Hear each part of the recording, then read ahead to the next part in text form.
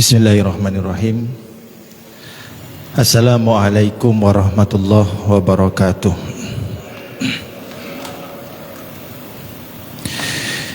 Innal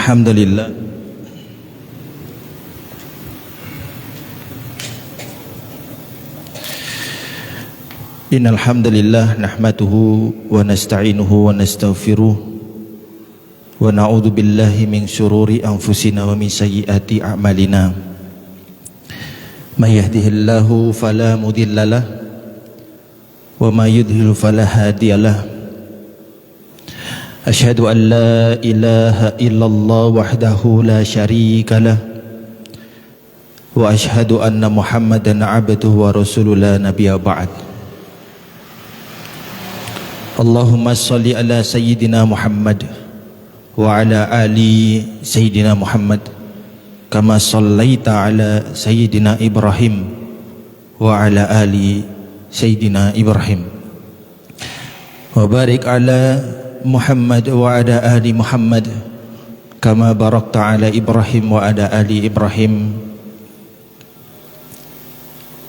Allahumma aftah alaina hikmatak wansur alaina min khazaini ya arhamar rahimin. A'udzu billahi minasyaitonir rajim. Ya ayyuhalladzina amanu ittaqullaha haqqa tuqatih wa la tamutunna illa wa antum muslimun. Ya ayyuhan nasu taqu rabbakumul ladzi khalaqakum min nafsin wahidah wa khalaqa minha zawjaha wa batha minhuma rijalan katsiran wa nisaa. Wattaqullaha alladzi tasaaluna bihi wal arham innallaha kana 'alaikum raqiba. Jamaah Masjid Itkon, jamaah subuh yang insyaallah disayangi oleh Allah Subhanahu wa taala.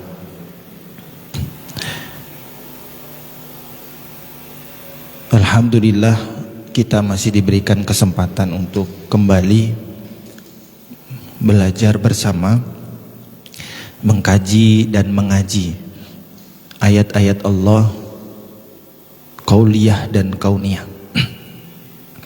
Dengan segala hormat kepada segenap pengurus yayasan dan juga masjid, kami ucapkan jazakumullah khairan atas kesempatan kembali untuk melanjutkan tema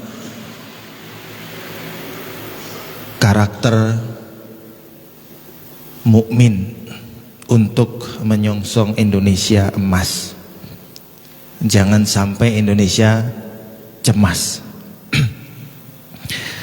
Di pertemuan sebelumnya kita sudah membahas setidaknya 3 karakter. Yang pertama adalah salimul akidah. Akidah yang bersih, yang selamat, yang bening, diwujudkan dengan sahihul ibadah, yang kemudian perintahnya di dalam Al-Quran adalah mukhlisina lahuddin walau karihal kafirun walau karihal musyrikun. Kafirun, musyrikun, nah yang paling berat lagi nih walau karihal munafikun. Walau karihal munafikun. Karena memang orang-orang yang nifak ya, munafik ini satu kubu dengan orang yang berislam ya. Tapi kalau beriman belum tentu. Bentuk dari iman dan takwa yang sering disampaikan di ayat-ayat lain ya, perintah untuk meningkatkan takwa sebagaimana seperti ya ayyuhalladzina amanu taqullaha wal tangdur nafsum ma qaddamat lighad wattaqullah. Kalimat seruan takwa ini selalu disertai dengan perintah atau larangan yang kemudian konsekuensinya jika dilaksanakan pasti meningkatkan kualitas hati dan jiwa kita menjadi muttaqi. Perintah-perintah Allah ini sejatinya adalah ekspresi dari bagaimana Allah menjaga kebeningan dan kejernihan akidah dan juga kebenaran, terima kasih, kebenaran cara beribadah. Dalam konsep akidah ada uluhiyah, ada rububiyah, ada asma sifat. Ini semua Allah minta untuk diekspresikan ke dalam setiap detik kehidupan. Setiap detik kehidupan itu seperti apa? Wong sholatnya cuma 5 waktu, 5 waktu subuh, duhur, asar, maghrib, isya. Di sela-sela itu gimana ibadahnya? Ya, kata para ulama tasawuf menyebutkan derajat muttaqin itu adalah dia yang mengilhami wa ma khalaqtul jinna wal insa illa liya'budun, mengilhami atau menghayati atau mentadaburi ayat-ayat Allah. Ibadah ini tidak sekedar mahdoh tapi juga ghairu mahdoh. Ibadah yang paling penting selain ibadah syariat adalah ibadah bagaimana kita meningkatkan ketakwaan dengan cara menegakkan, kalau kata Imam Al-Ghazali itu riyadhah. Kalau bahasa lain bertirakat. Nih Bapak Ibu mungkin ada beberapa yang memberikan saran, kalau ingin anaknya soleh, kuat-kuatan, tirakat. Tirakat ini bahasa Jawanya, bahasa Arabnya itu torikoh. Zaman Nabi ada nggak tirakat atau torikoh? Ternyata ada, Pak. Bilal itu tirakatnya apa, Bapak?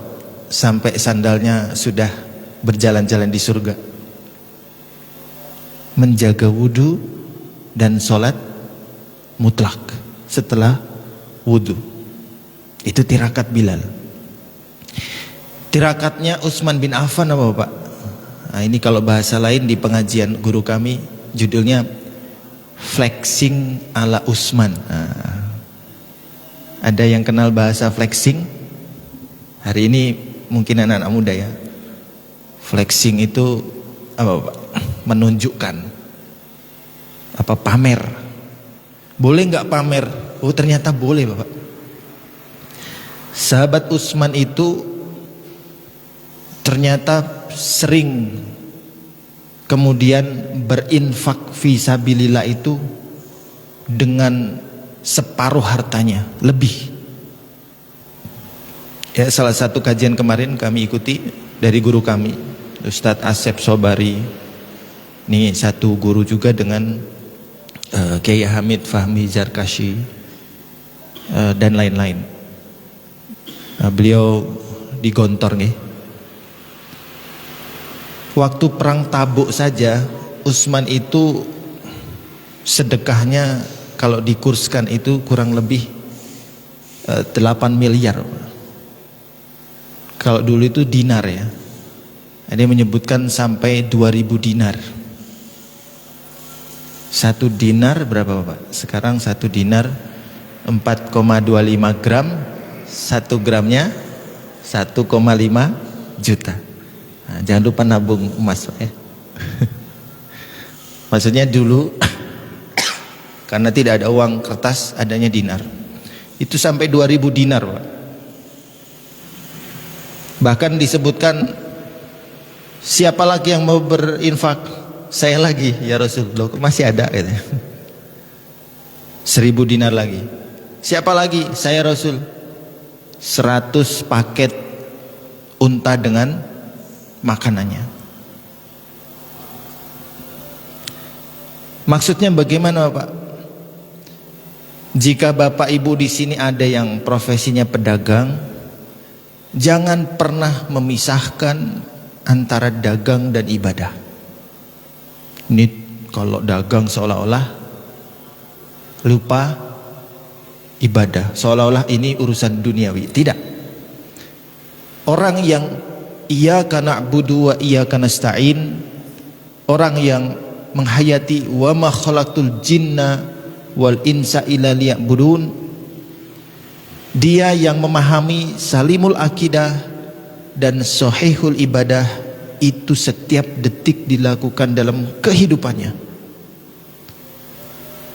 Detik-detik dilalui dengan apa? Zikrul kasiran, berzikir yang banyak kepada Allah, beristighfar. Bukankah ada kisah seorang pedagang yang sering beristighfar, kemudian Imam Malik terseret? Bapak, ya, pernah kisahnya Imam Malik, tiba-tiba dia punya kerentek hati, ya. Kerentek hati itu apa, misalkan, kok keinginan, kok saya pengen safar ke kota itu, ya.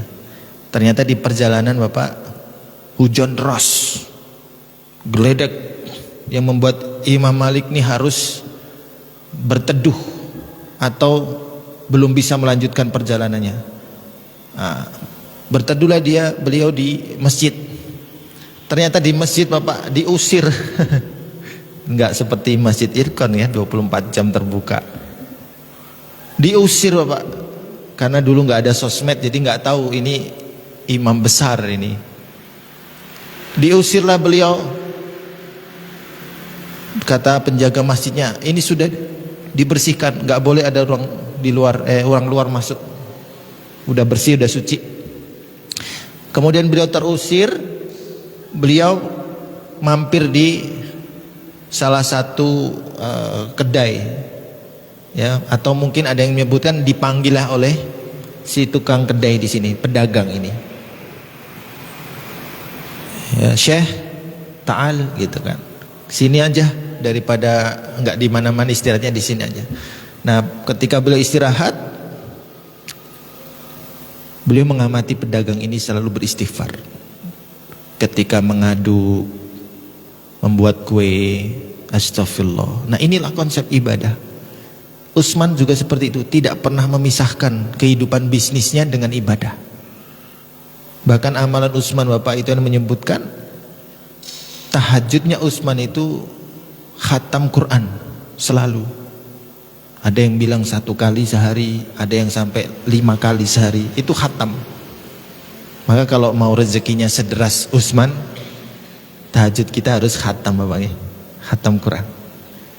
Nah, kembali, akhirnya Imam Malik tadi melihat, loh kamu kok beristighfar terus? Ditanya, adakah kamu memiliki keinginan, wahai Syekh? Ya, Syekh itu orang yang sudah tua gitu, ya. Ya, saya selalu punya keinginan dan Allah mengabulkannya. Adakah yang belum terkabul? Ya. Ada satu, wahai Syekh, aku berharap sebelum aku meninggal, aku berjumpa dengan Imam Malik. Nah, Imam Malik langsung terenyak, Pak. Masya Allah, ternyata aku terseret ke sini itu karena zikir dari seorang syekh ini. Akhirnya beliau menyampaikan, ketahuilah bahwa yang di hadapanmu sekarang ini adalah Imam Malik. Akhirnya mereka berpelukan dan begitulah hikmahnya. Maksudnya apa Bapak?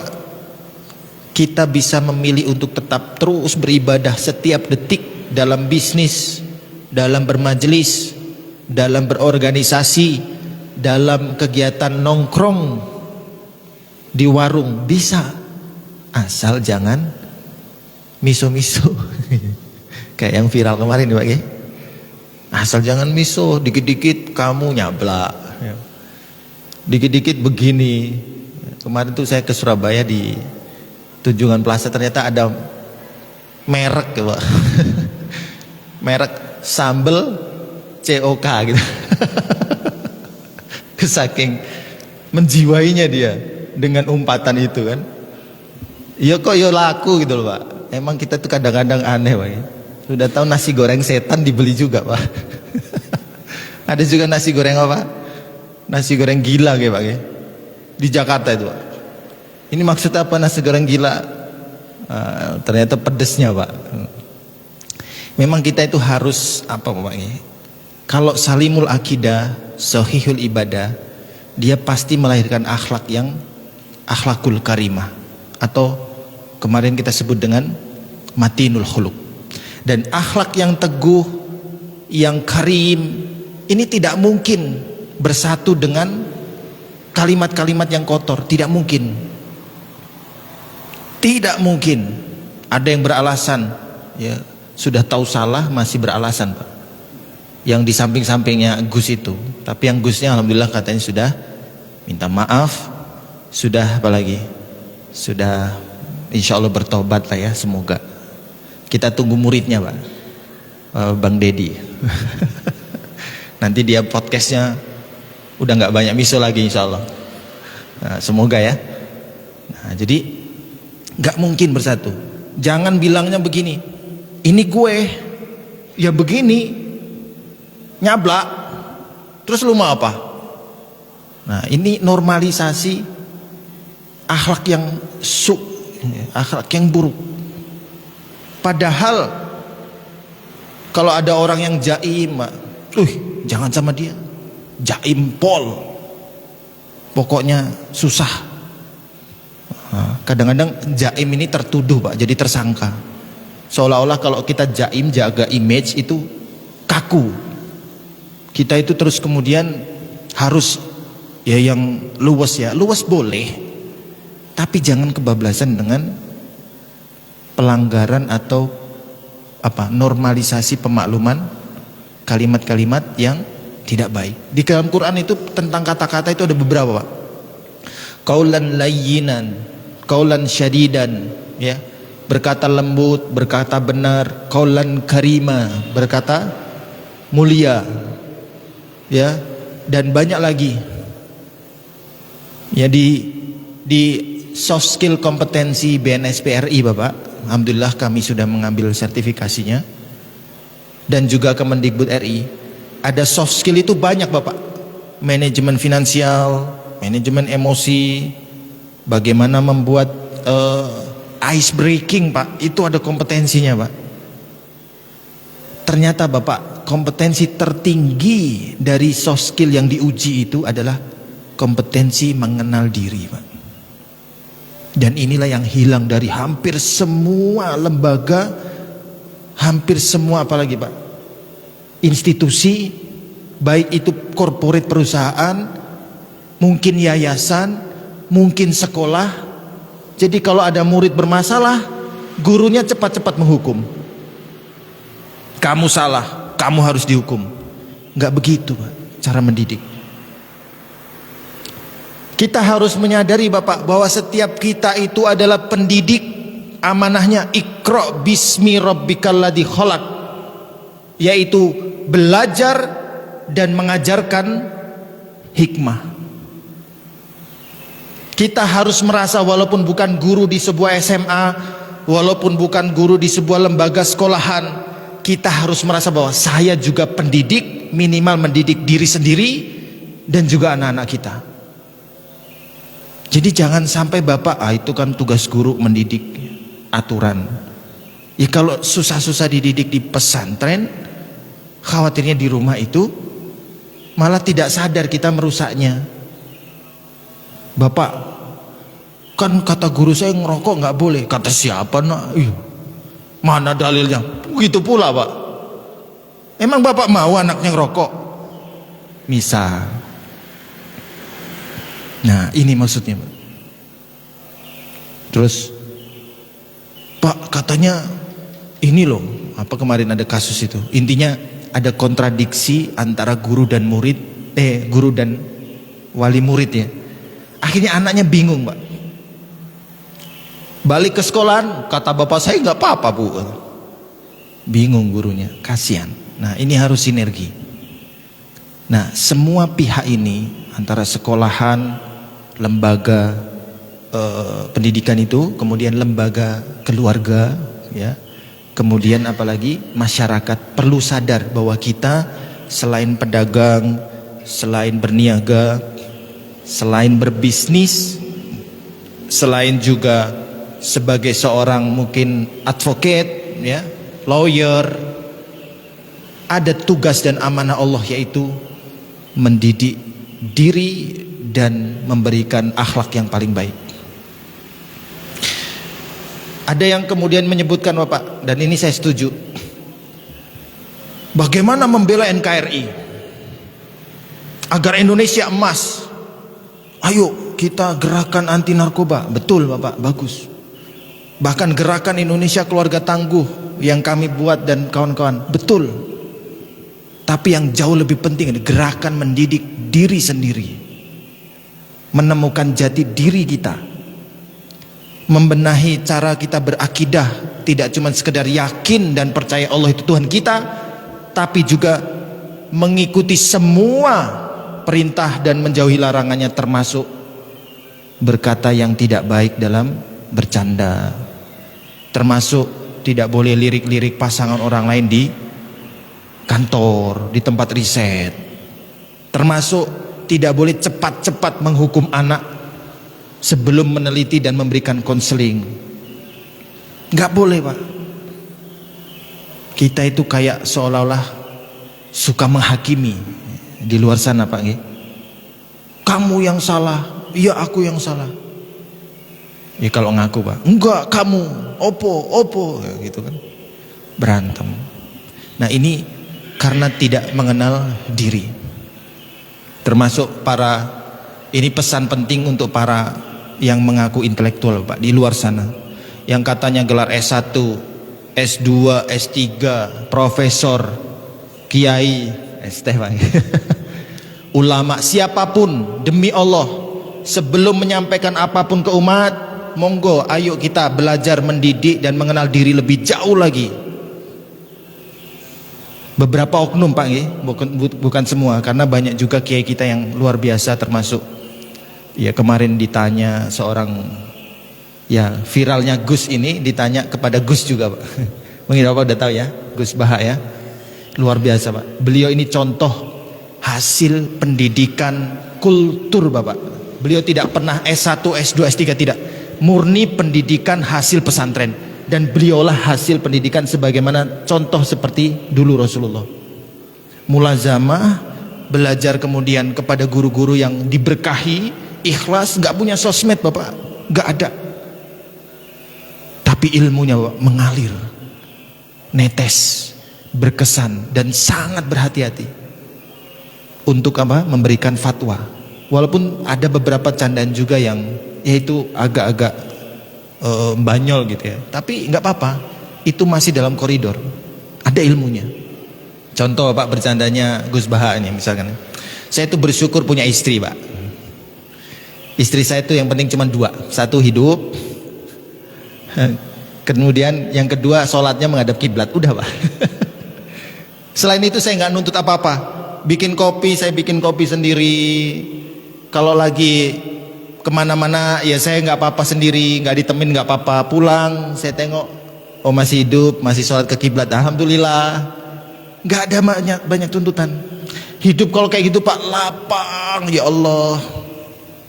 Nggak mungkin ada suami istri yang saling mencintai kemudian cekcok, berantem karena anak, cerai karena anaknya nggak nyampe hafalan juz 30 usia 5 tahun. Nah, saya detailin, Pak, itu ada yang masuk soal konseling. Kenapa kamu kok menggugat suamimu? Dia tidak tepat janji. Apa janjinya? Anakku juz 30 selesai di usia 5 tahun. Terus capek aku ngingetin mulu. Ibu udah ngaji, hafalan juga, saya masih tahsin. Itu bentuk kecelakaan memahami asma sifat Allah Ar-Rahman, Ar-Rahim, Al-Ghafur, Ghaffar. Kecelakaan akidah itu, Pak. Kalau mau keras gitu nih, tegas gitu. Cara pandangnya terhadap pendidikan keliru. Kalau sudah akidahnya nggak bener, worldview-nya, Pak, itu ekspresi ibadahnya juga nggak bener, Pak. termasuk yang suka membidah-bidahkan orang lain itu, dikit-dikit bid'ah. Kita bukan ulama dan fatwa mufti, bukan. Kita itu umat. Kerjaannya apa Pak? Kalau boleh satu aja tugas umat itu, wa'tasimu bihablillahi jami'an wala tafarraqu. Itu cukup Pak, satu aja tugas umat itu kalau ibadah sosial. Penyakit kita yang paling kronis sekarang itu adalah at-tafarruq Pak, perpecahan, selisih beda pendapat. Wah, ini gengsi saya nih, ego saya nih, jangan sampai kalah saya. Selesai. Mungkin implementasi salah satu nih Pak, salah satu aja. Kalau lagi di jalan tiba-tiba jatuh Pak, dua-duanya jatuh kesenggol, brek. Apa Pak dalam jiwa emosi kita Pak? Yang pertama, wah ini salah dia nih, gitu kan? Betul nggak Pak? Saya pun pernah begitu Pak. Tapi Pak, di luar negeri itu nggak begitu Pak. Di Jepang, di Malaysia juga sama Pak, nggak seperti itu. Jatuh itu langsung berdiri. Yang tadi ketubruk sama kita tuh langsung kita samperin, tanya, ada yang sakit apa? Ada yang luka nggak? Alhamdulillah nggak luka ya, nggak apa-apa ya. Sorry ya. Itu Pak akhlaknya Pak. Nah ini cermin akidah yang bening Pak, yang ibadahnya benar seperti itu. Bahkan nggak perlu ibadah Pak, orang Jepang itu cukup pendidikan adab, karena adab itu pembiasaan dari kecil. Kalau akhlak baru dia lahir dari ibadah yang benar. Nah, bagaimana seorang mukmin disatukan? Adab dan akhlak ini menjadi satu, jadi agenda ibadah harian untuk melahirkan karakter manusia-manusia yang tangguh, yang kemudian tanggung jawab, bersikap rahmah kepada yang lain. Nah, ini bentuk tadi ya, salimul akidah, sahihul ibadah, kemudian matinul khuluq. Jangan gampang-gampang dikit-dikit berpecah belah. Umat saja dilarang Bapak berpecah belah, haram Bapak, nggak boleh. Maka kalau ada konflik Bapak nggih, setiap ada konflik apapun di perdagangan, terus kemudian apa, lahan parkir, kan ada tuh Pak yang perebutan lahan parkir sampai dibacok ya, rebutan lahan parkir aja bacok, apalagi rebutan pacar gitu Pak. Konflik di kampus, konflik di rumah tangga Pak, satu saja keinginan Allah adalah wala tafarraqu. Kamu dengan konflik ini diuji bukan untuk berpecah, tapi wa'tasimu bihablillahi jami'an. Itu cara pandang sahihul ibadah dan salimul akidah. Dan itu bukti akhlak yang teguh, akhlak yang komit dengan visi dan misi Allah di setiap kejadian hidup, akhlak yang komit dengan visi dan misi Muhammad di setiap kehidupan. Nah ini, nah kalau seni menghadapi istri atau perempuan ada juga Pak. Nabi Muhammad tuh pernah merenung Pak. Abu Bakar datang Pak. Abu Bakar itu kan sopan santun ya Pak ya. Terus pokoknya lemah lembut lah. Datang Muhammad, menantunya kan, selain Nabi guru kan dia menantunya. Ini mantuku kok diam aja gitu kan. Kenapa nih? Ya sama kayak orang Jawa Pak, unggah-ungguhnya gitu kan, nggak enak gitu. Udah ditemenin Pak, setengah jam, udah lama gitu. Kenapa ya kok diem aja? Umar datang Pak, Umar datang. Lihat Abu Bakar dan Muhammad, selain Nabi Muhammad ini gurunya, kiainya juga mantu juga Pak ya. Sama Umar ini berlaku sebagai mertua ini kan. Ini kok diem aja Abu Bakar, Nabi Muhammad juga diem aja. Saya juga nggak enak diem Pak. Diem. Kok lama ya diem-dieman gini? Lama Pak. Umar kan nggak betah Pak namanya. Umar itu nyablak juga Pak, tapi nyablaknya yang sahih ya Pak. Ya Rasulullah, ada apa ini gitu. Abu Bakar juga ditanya, Terus kamu kenapa? Emang kamu kesini kenapa, kata Rasulullah? Aku kesini ini bermasalah dengan istri. Terus Nabi Muhammad ketawa. Sama katanya. Sama. Abu Bakar juga ketawa, iya sama juga saya gitu. Jadi seni menghadapi makhluk yang namanya istri kita, anak kita perempuan ini, Pak, diam aja, Pak. Kalau dia lagi marah itu diam aja. Karena yang benar itu yang ngalah, Pak, yang waras ya, Pak. Yang waras yang ngalah. Ada ayatnya, Pak. Itu sudah fix, makanya perlu dimaklumi. Selain ada hadisnya, Rasulullah menyampaikan kan, sungguh perempuan seperti tulang rusuk, dan tulang rusuk yang paling bengkok, Pak. Kalau kau ingin meluruskannya maka patah, Pak. Kalau kau membiarkannya maka tetap bengkok. Maka apa? Berlemah lembutlah. Kadang dieluk-eluk, kadang di agak tegas gitu. Diam aja, Pak. Mau dia yang salah, kita yang benar, diam aja, Pak. Nggak ada gunanya, Pak, mendebat istri atau anak perempuan. Karena apa? Kaidahnya begitu. Dalam Quran surat Az-Zumar ya, ayat 18 kalau tidak salah, bahwa perempuan itu tidak pernah bisa memberikan alasan yang jelas ketika bertengkar.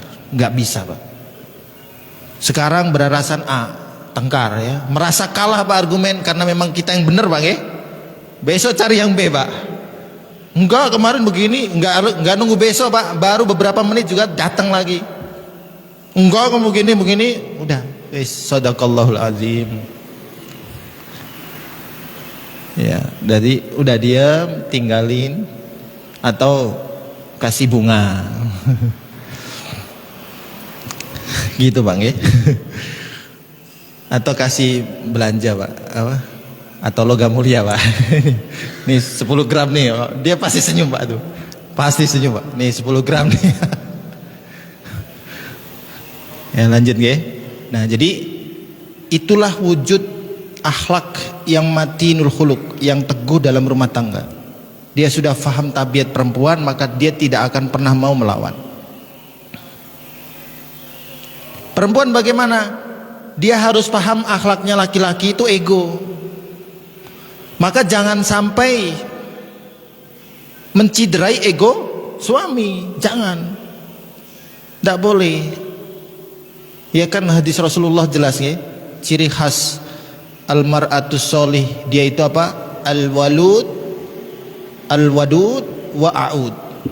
Dia yang wanita yang baik ya, di Rasul ditanya, dia yang banyak anaknya, yang mau, Bapak. Maksudnya mau diajak punya anak. Kalau ada perempuan nikah terus aku child free, nah itu akidahnya bermasalah itu, Pak. Walaupun alasannya adalah hari ini susah nyari uang, susah kehidupan, daripada sengsara anak, mending saya nggak punya anak aja. Nah, ketika dia membenarkan gerakan atau konsep child free, ketika itu dia celaka akidahnya. Mau dia pakai jilbab, mau dia doktor, ngajarnya di UIN. Saya pernah diundang, saya lihat ternyata satu forum dengan doktor itu, Pak. Aduh, saya langsung nggak jadi. Saya bisa disemprot Pak Kiai saya. Agas, kamu kenapa di situ? Saya sebut aja ya, Musdah Mulia. Beliau ini berjilbab, Pak. Ya muslimah, tapi ya itu membela feminisme, liberalisme, gitu-gitulah. Nggak apa-apa, ini untuk edukasi. Nah, jadi alhamdulillah akhirnya nggak jadi. Sempat juga satu diajak sama beberapa lah ya tokoh-tokoh liberal sekuler tuh. Saya bilang saya belum pas kayaknya di situ. Karena ada anak didik kami di mentorship anak muda itu yang muridnya beliau. Tapi anak ini sikoh sama saya, Pak.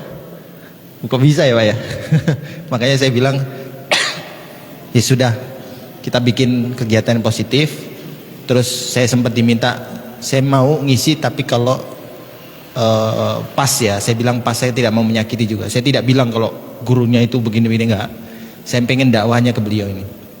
Akhirnya beliau lama-lama dia selalu, Bapak, ngelihat status WhatsApp saya selalu. Tapi beliau juga menurut saya bijak. Dia seorang ibu rumah tangga, S2-nya baru selesai. nulis buku diminta saya yang memberikan kata pengantar. Walaupun dia muridnya Bu Dokter itu. Alhamdulillah adalah sedikit sibgoh ya. Nah itulah dakwah. Ya, jangan terus dipisu-pisuin Pak. Nah lanjut nggih. Setelah matinul khuluq ada 3 Bapak tiangnya akhlak. Selain akhlak Muhammad yang 4 itu, Siddiq, amanah, tabligh, fatona, itu ada sebenarnya 3 sumber. Yang pertama adalah as-sabr, sabar. Kita tidak akan bisa amanah kalau nggak sabar Bapak. Susah ya menjaga amanah orang ya. Contoh salah satu amanah, kan kadang-kadang di luar sana Bapak ya, kamu dari mana? Sholat duha. Ini jam berapa? Ya kan ibadah. Dia telat ke kantor. Nah ini bentuk yang sebenarnya contoh kurang amanah.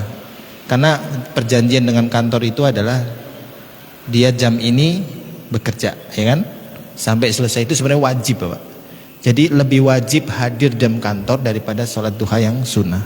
Itu harusnya begitu. Nah ini struktur berpikir yang perlu ditata kembali.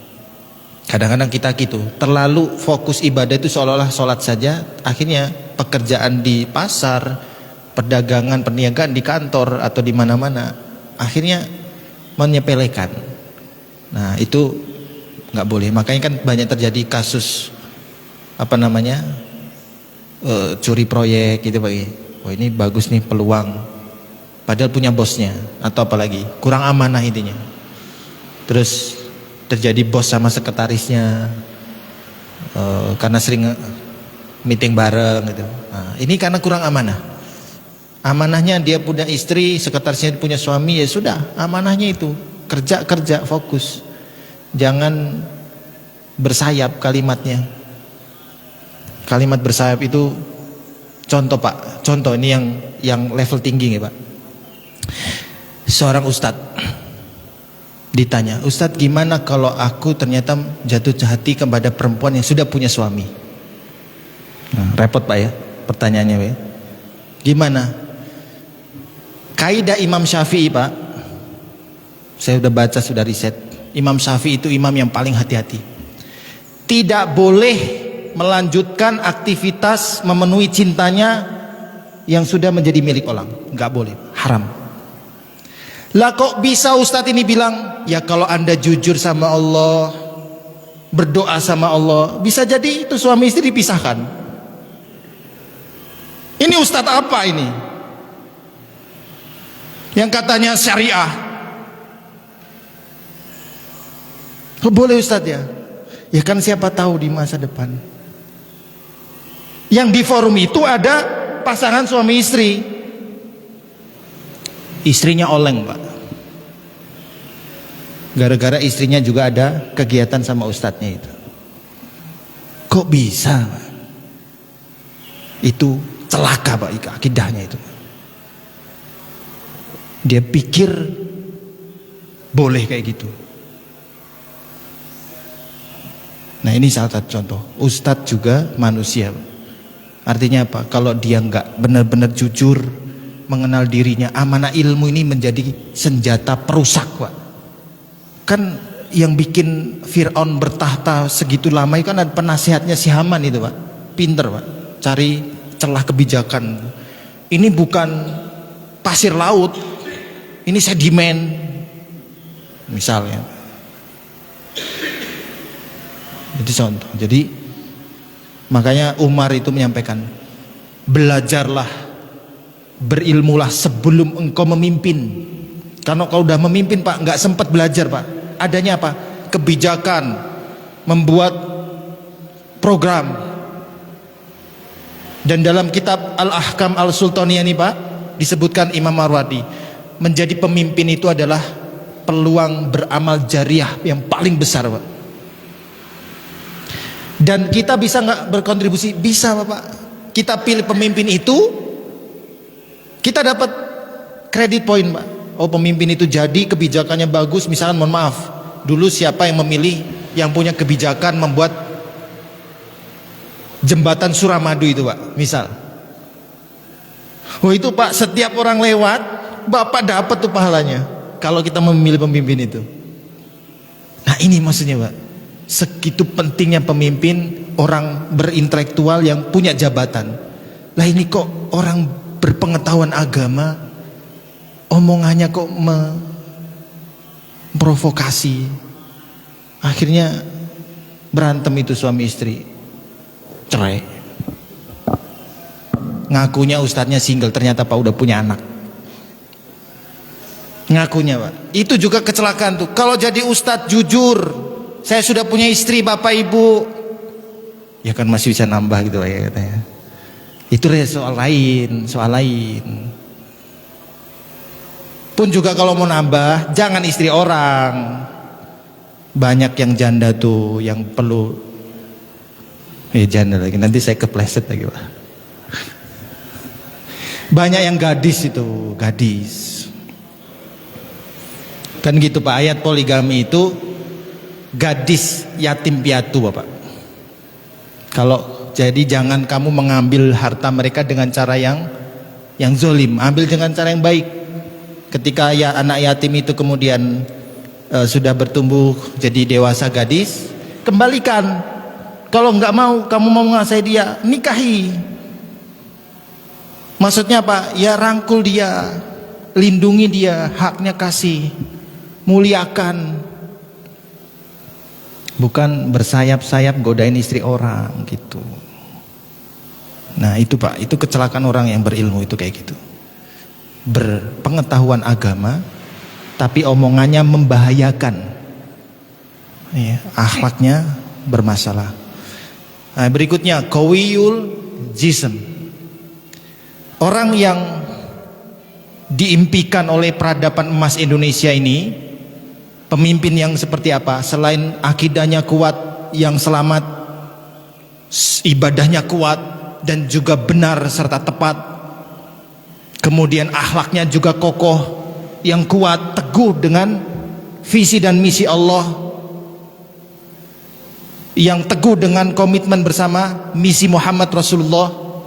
Yang keempat, dia wujudkan semua itu dengan kekuatan Bapak, qawiyul jism. Tidak mungkin terjadi futuhat di Konstantinopel kecuali ditaklukkan oleh pemimpin yang selesai Bapak tadi 4 itu.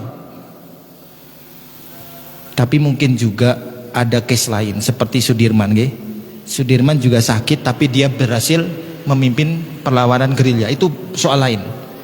Tapi yang paling utama, Allah juga menyebutkan, ya Rasulullah bilang ya, Allah lebih mencintai ya mukmin yang qawiyun minal mukmin dhaif, daripada mukmin yang lemah.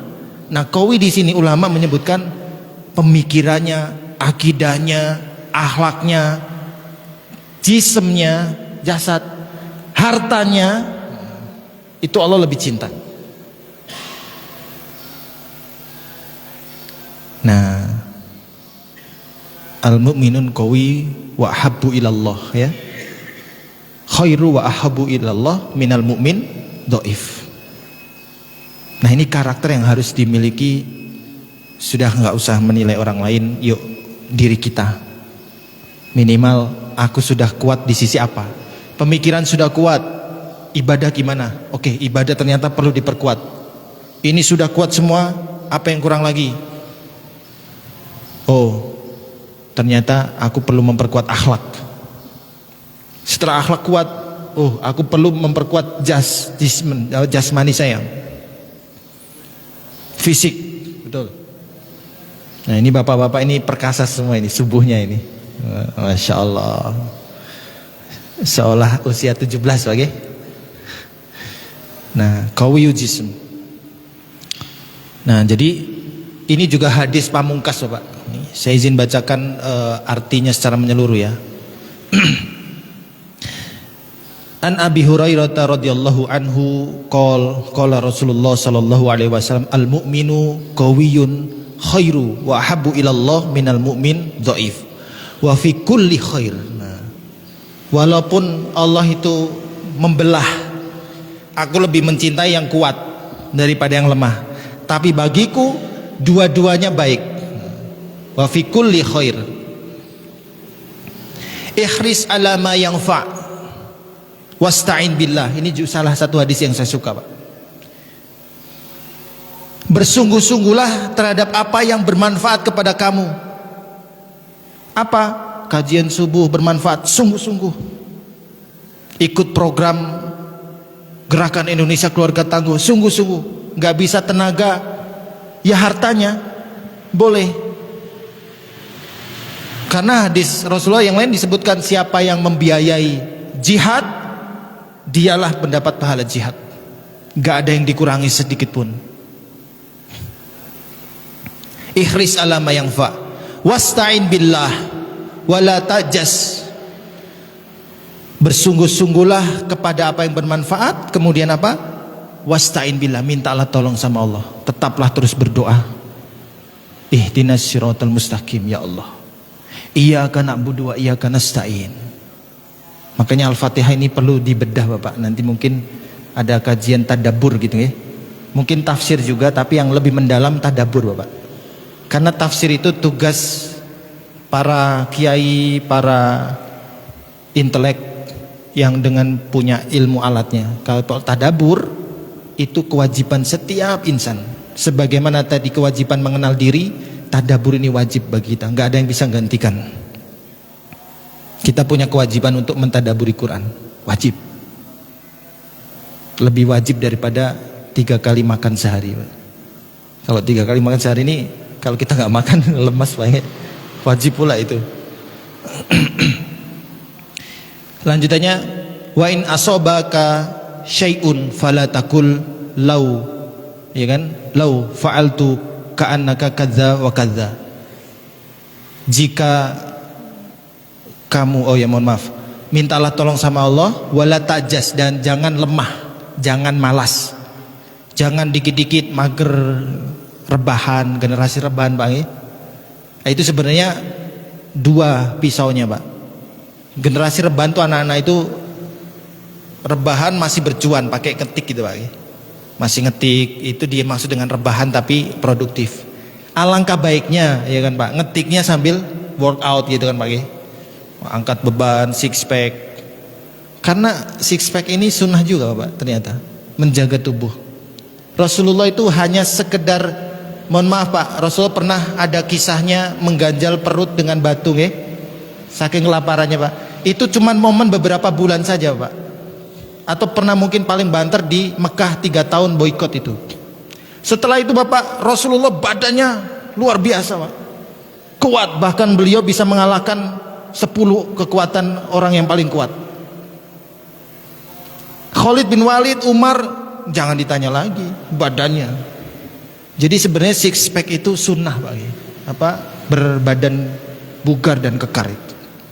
Nah, inilah qawiyul jism.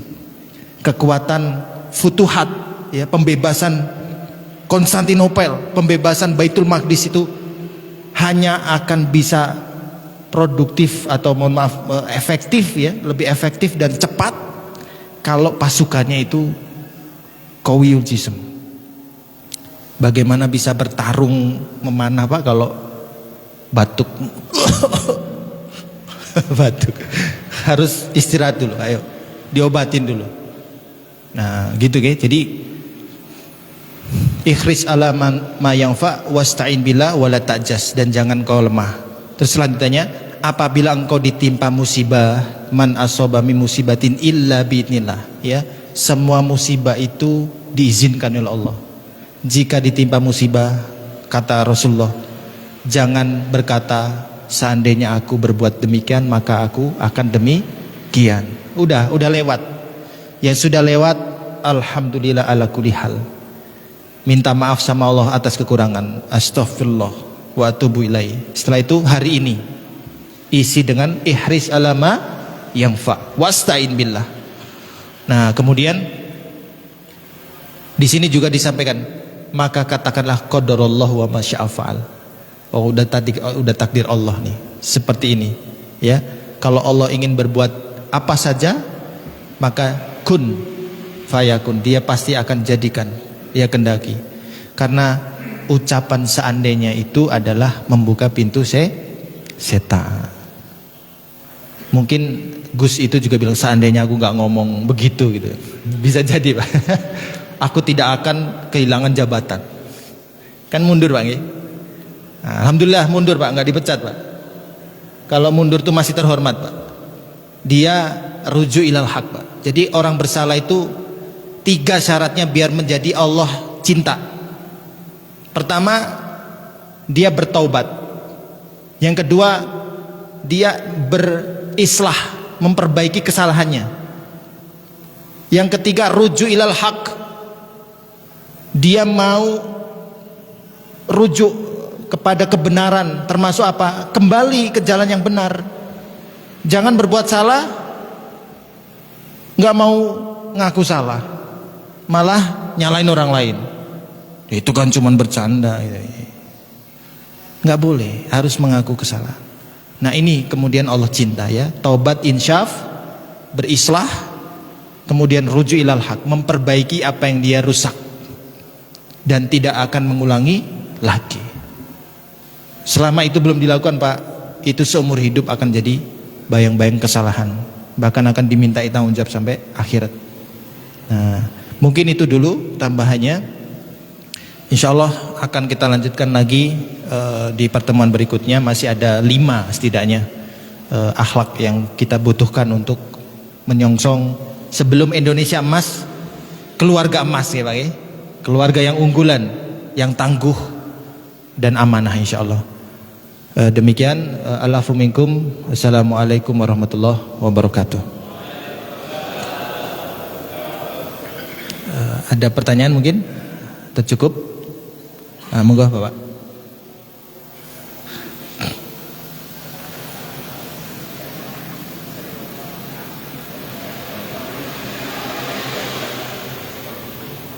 Yang membid'ahkan. Oh, contoh ya Bang ya. Yang klasik, konflik yang klasik nih Bang ya, itu tentang hunut ini. Itu ada sebagian yang masih membid'ahkan. Nah ini yang nggak boleh, karena dia mengaku ini yang salaf. Salaf itu nggak pakai, gitu Bang ya. Karena ada akhirnya makanya ada golongan salafi gitu nggak Pak. Bahkan Bapak guru mereka Syekh Sulaiman di Mekah sana, guru mereka Pak. Saya kemarin dapat videonya. Mereka ditanya, guru itu ditanya, Syekh gimana di Indonesia itu ada masalah friksi antara salafi dan organisasi lain gitu. Guru orang-orang salafi Pak bilang, utruk, tinggalkan, nggak boleh ada sebutan lagi salafi begini, nggak boleh.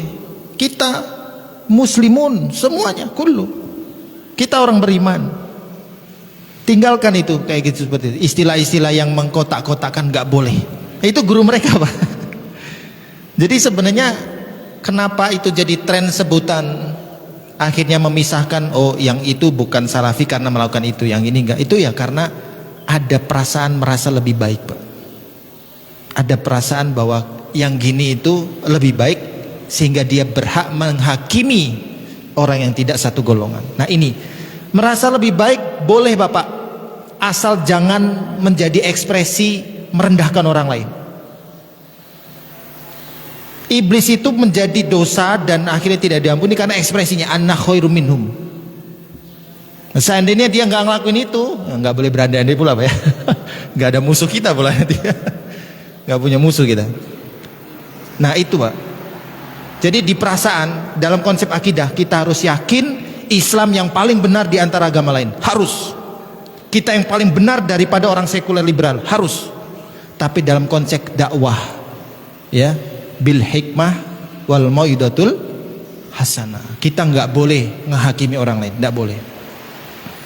Jangan-jangan nggak usah dihakimi Pak, diolok-olok aja nggak boleh kan? Di Quran disebutkan kan? Kita tidak boleh mengolok-olok satu kaum. Jangan-jangan kaum itu lebih baik daripada kita. Nggak ada yang tahu Pak, hati seorang muslim mukmin nggak ada yang tahu. Allah yang tahu. Kita hanya boleh menghukumi yang zahir, dan itu ada landasan dalil ya. Jadi sekali lagi ini para guru kita juga udah islah Pak ya. Ustadz Somad sebagai ikon teman-teman NU ya, Ustadz Adi Hidayat, teman-teman Muhammadiyah, ada yang teman-teman yang lain dari organisasi lain Persis dan lain sebagainya, itu udah jelas. Kunut itu ada dalilnya dua-duanya.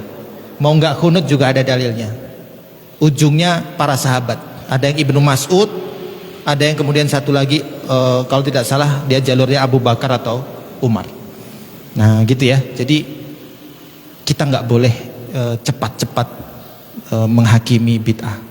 Biarkan para kiai aja yang punya pandangan. Umat, ayo wa'tasimu bihablillah wala tafarraqu. Ya, berpecah belah itu haram. Ya, ngomong bid'ah itu jaiz. Silakan ngomong atau enggak. Nah, lebih bagusnya jangan, enggak usah. Nah, gitu nggih Bang. Jadi semoga ini menjadi jalan islah untuk bersatunya umat. Kalau sudah teguh bersatu, insyaallah Indonesia akan bangkit, ya. Islam akan berdaya dan lain-lain. Itu saja mungkin nggih, insyaallah. Semoga nanti ada kajian bid'ah khusus nggih, membahas ada bid'ah hasanah, bid'ah apa. Itu mungkin harusnya ada ustadz yang lebih faqih di situ. Kan itu kajian termasuk fikih ya, kajian fikih atau kajian detail ya, ibadah. Tapi nanti mungkin bisa kita spill. Bid'ah di akidah apa, di ibadah apa, mana yang termasuk bid'ah sama enggak. Mungkin nanti bisa insyaallah. Saya bawakan ininya, datanya. Baik, itu mungkin cukup nggih atau ada yang lain? Cukup. Baik. Kita tutup dengan kafaratul majlis. Subhanakallahumma bihamdika asyhadu an la ilaha illa anta astaghfiruka wa atubu ilaik. Assalamualaikum warahmatullahi wabarakatuh.